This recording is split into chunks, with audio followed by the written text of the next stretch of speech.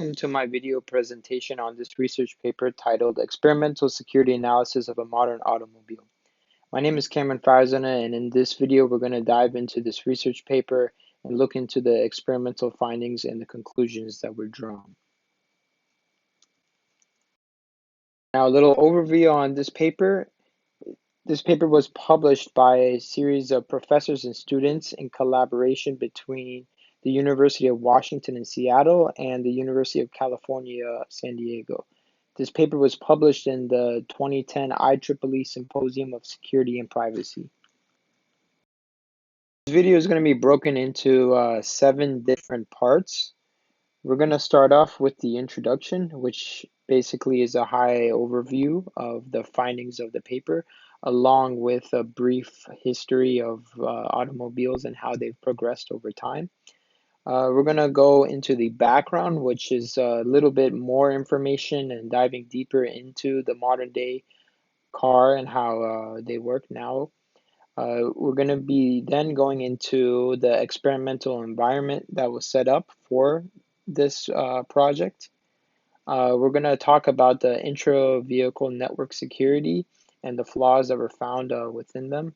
We're going to also talk about component security and also multi-component interactions along with their flaws. Finally, we're going to conclude this video with a discussion and a conclusion that were drawn from the paper. So, cars have come a long way since their origin. Starting in the early 20th century, with the first cars that came out were very static, meaning that they only had the bare minimum, which was 4 vehicles, a combustion engine, brakes, steering wheel, etc. However, in the modern day, in the 21st century, these core structure of a car has remained the same. There still are 4 wheels, brake, steering wheel, and an engine. However, the change that's been happening is that these components are no longer mechanical, and every day we're advancing towards having these a lot more computerized. So the modern day car contains over 100 megabytes of binary code that's spread across 50 to 70 different independent computers. These independent computers are also called electronic control units, ECUs. These ECUs communicate over one or more shared internal network buses. So the goal of automobile industry has always been safety. And cars have come a long way in terms of safety from their origin. For example, anti-lock braking systems were introduced to increase safety. And it's fairly obvious that moving towards a computerized system uh, gives automobile industry more access and more control over many different components of a car.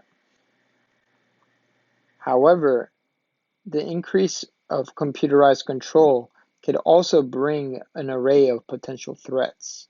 To make matters worse, the attack surface is also increasing with more services and features that are being added.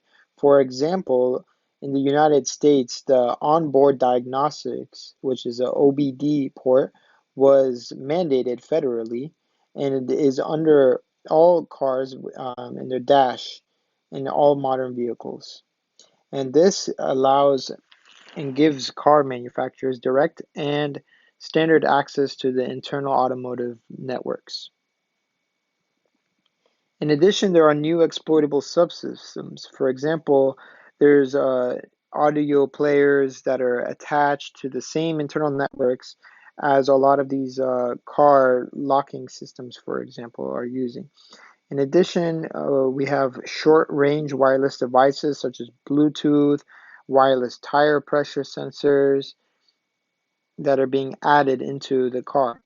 In addition, there's also new telematics systems such as GM's OnStar, which adds features such as automatic crash response, remote diagnostics, and stolen vehicle recovery.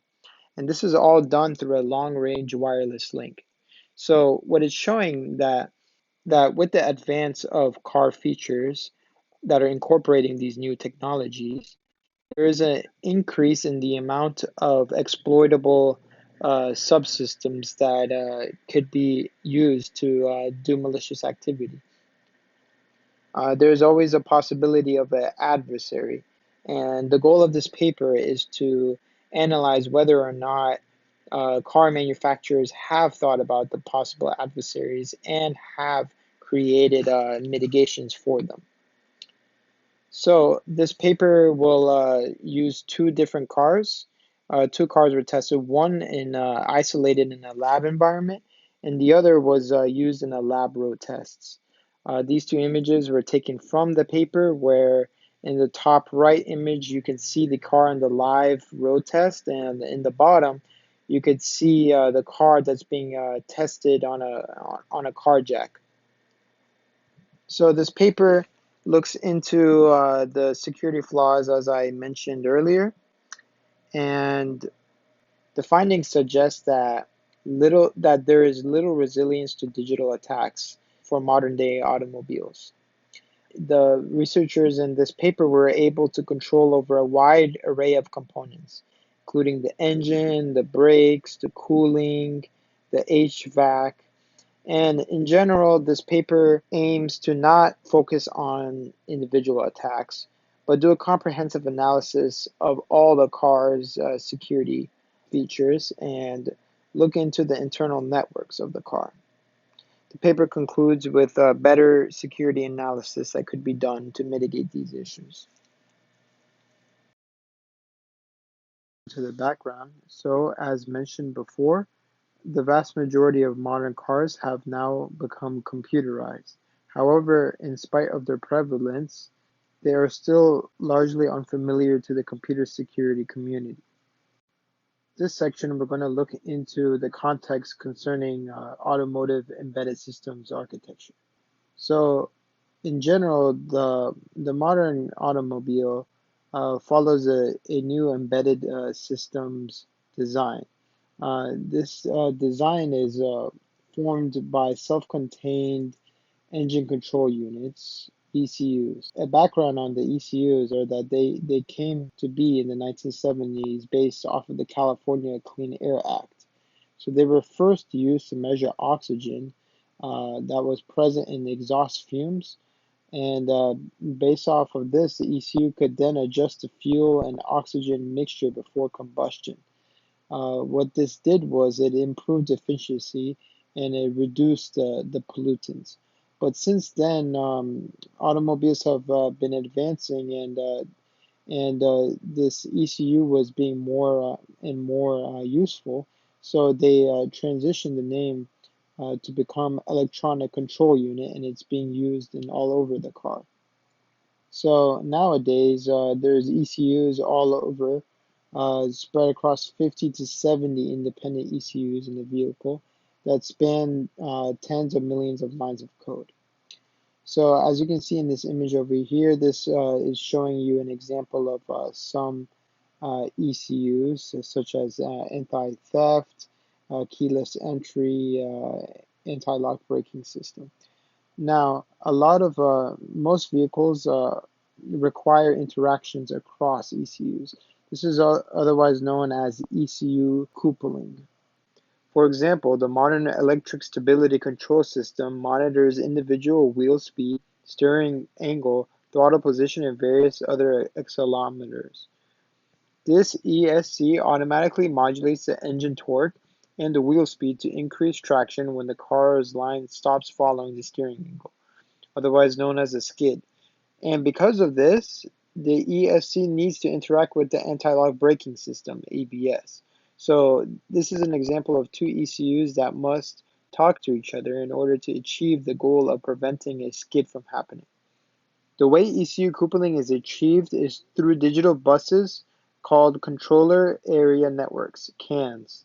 So cars have multiple buses, and these buses are bridged together for subtle interactions. For example, a car's central locking system, which controls the power door locking mechanism, must also monitor the physical door lock switches, and also any wireless input from any remote key fob.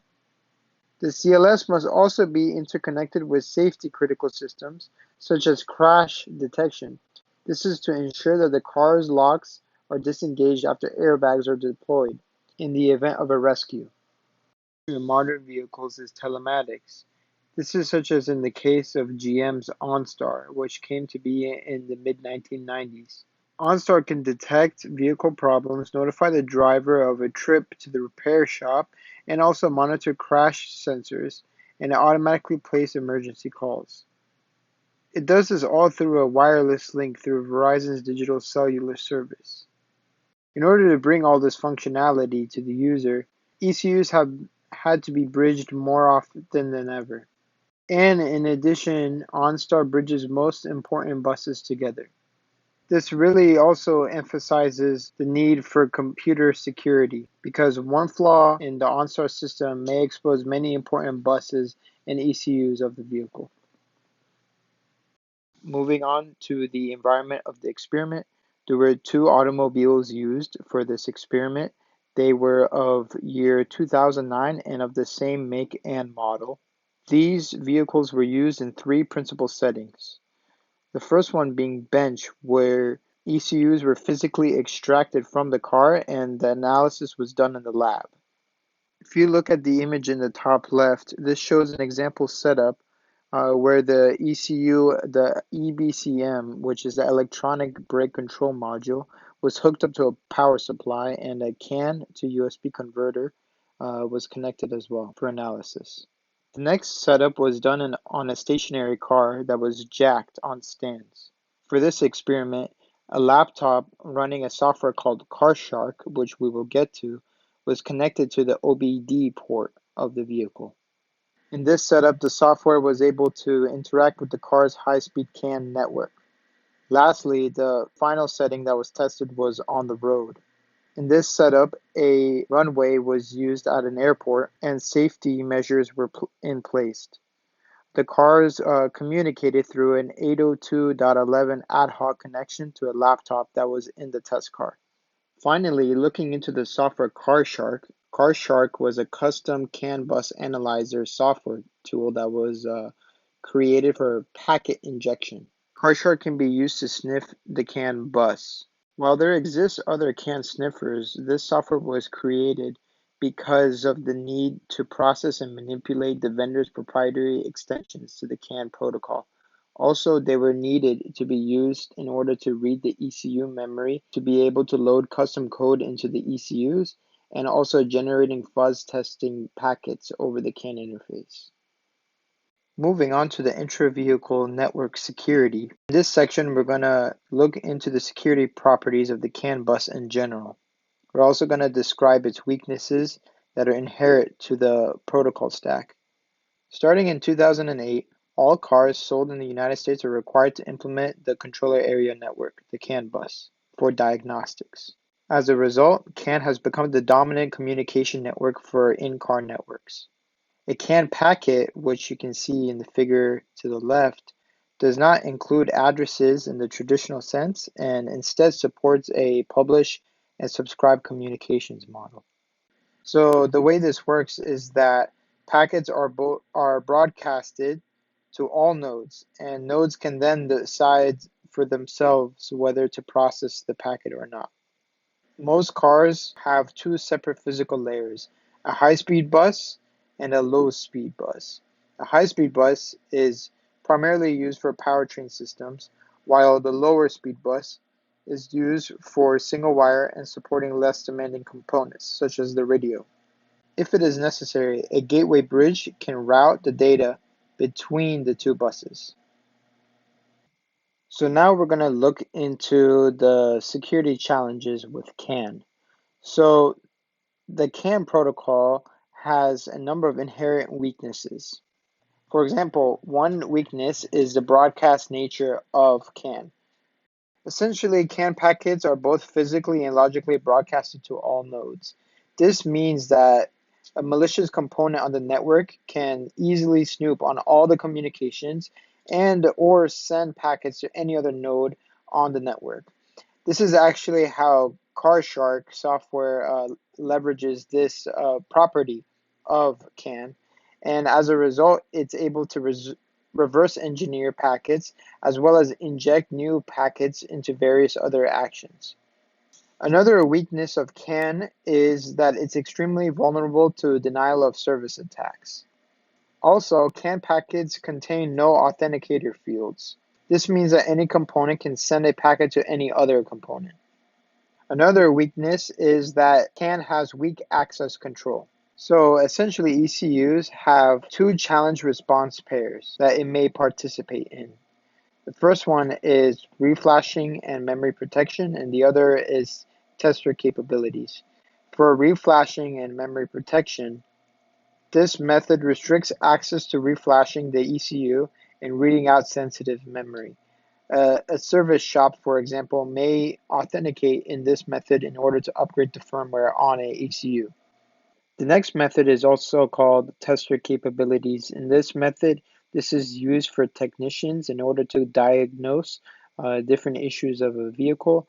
The paper uses this method in a RPC-like fashion via CAN messages. Finally, we have ECU firmware updates and open diagnostics control.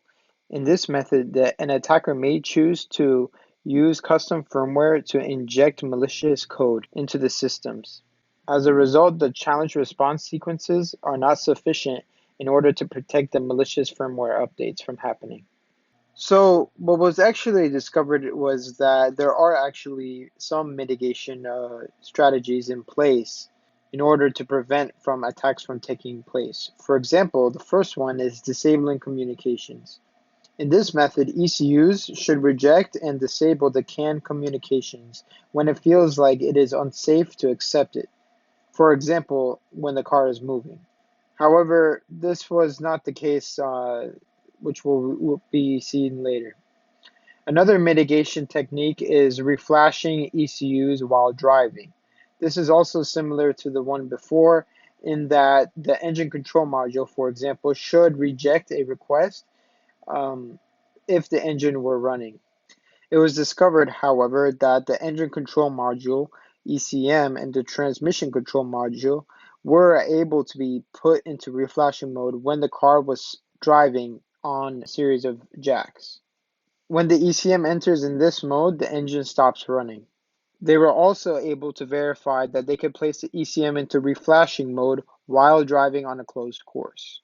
The next mitigation technique is non-compliant access control using firmware and memory. This method states that ECUs with emissions, anti-theft, or safety functionality must be protected by a challenge response access control protocol. This could be seen, for example, in the telematics unit of the car, which is connected to the car's CAN buses. This uses a hard-coded challenge and a hard-coded response common to all the similar units. It was also shown in this paper that they were able to load their own code onto the car's telematics unit without authenticating. They were also able to extract the telematics unit's entire memory, including the keys, without authentication. The next method for non-compliant access control is device overrides. In this method, some ECUs are expected to reject unsafe device control override requests, such as in the case of releasing the brakes when the car is in motion. However, this is needed for the manufacturing process, so it could be enabled by authenticating with the device control key. This paper, they were able to experiment with unsafe device control operations, and they were able to do this without authenticating. Finally, we have imperfect network segregation. This method defines the high-speed network as more trusted than the low-speed network. This is because the high-speed network includes real-time safety-critical components such as the engine and the brakes, while the low-speed network includes components that are less critical for safety such as the radio. However, as mentioned before, there are some ECUs that sit on both buses and can potentially bridge signals from the low to the high speed network. In this paper, they were also able to upload code to the telematics unit from the low-speed network and then send the packets onto the high-speed network. So now we're going to examine the individual components of the car's CAN network and what an attacker could do by communicating to one individually. So looking at the different attack methodologies, we have packet sniffing and targeted probing, we have fuzzing, and we also have reverse engineering. Just to recap, for packet sniffing and targeted probing, Carshark was used to observe traffic on the CAN buses in order to determine how ECUs communicate with each other. It revealed which packets were sent and to which components, and using this, they were able to control the radio. Fuzzing can be used to discover many of the device control functions for a selected ECU. This is an effective attack method that's commonly used. Lastly, we have reverse engineering, where third-party debuggers such as IDA Pro can be used in order to dump the code and understand certain hardware features. So now in terms of the different attacks that were actually done successfully, we're going to start off with radio, where in this attack, they were able to completely control and disable user control of the radio and to display arbitrary messages. For example, they were able to increase the volume and prevent the user from resetting it. For instrument panel cluster, they were able to also display arbitrary messages, falsify the fuel level, and the speedometer reading. For body controller, they were able to reverse engineer packets on the low speed bus, and as a result were able to control essentially all of the BCM's functions. This allowed them to lock and unlock doors, jam door locks, and pop the trunk.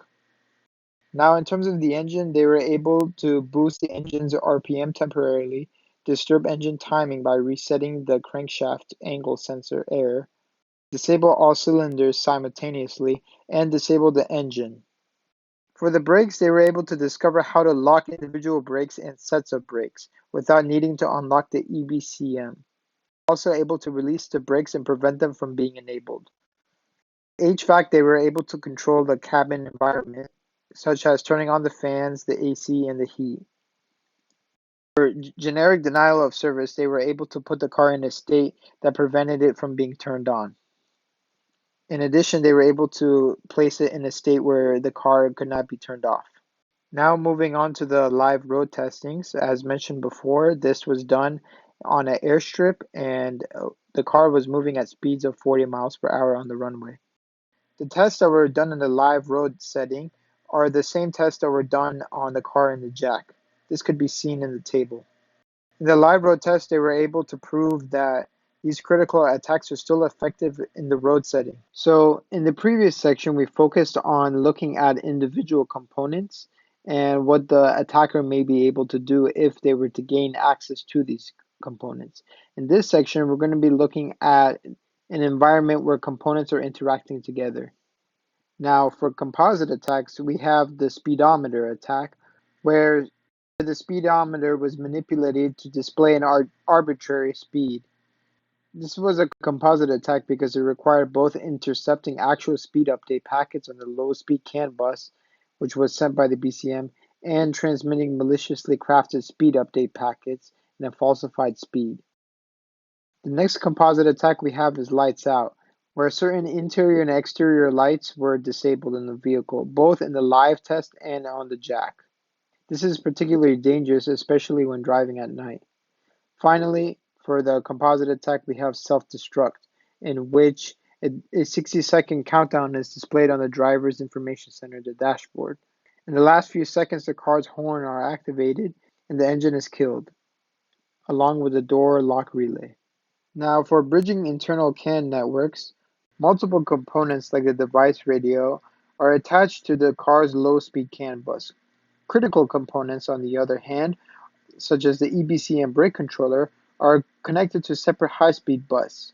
The body control module regulates access between these two buses.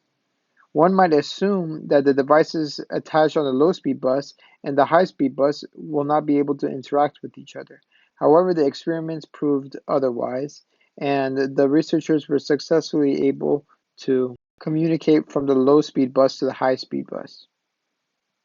So, in conclusion, it was pretty surprising at how many risks and vulnerabilities were able to be found in the modern vehicle.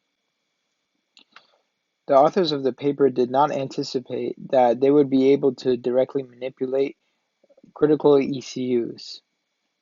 or that they would be allowed to create unsafe conditions for passengers in vehicles. They were also surprised at the ease of attack. They assumed that initially that there would be a lot of effort needed in reverse engineering. However, they were surprised to find that a simple fuzzer could actually do a lot of damage as well. They were also surprised to find that critical ECUs in the car would respond to device control packets without authentication first. With that being said, this is the end of this video. Thank you for watching.